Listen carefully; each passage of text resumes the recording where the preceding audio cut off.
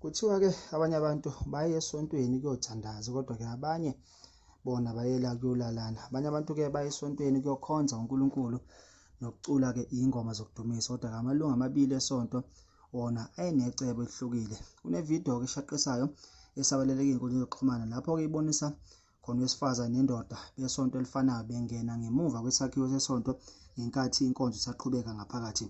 Owesifazane wakhumula imfomo yakhe yesonto, base-ke beqala kuyocansini naye-ke lo mlisa khona lapho-ke ngemva kwesakhiwo sesonto. Ividiyo-ke manje isabalele ngokushesha ey'nkundleni zokuxhumana. Abantu abaningi bakhungathekile ngalolu daba futhi bacasukile, bathi-ke lokhu ukungahloniphi futhi akulungile ukwenza lokhu endaweni engcwele eyenzelwe ukudumisa kanye-ke nokukhuleka.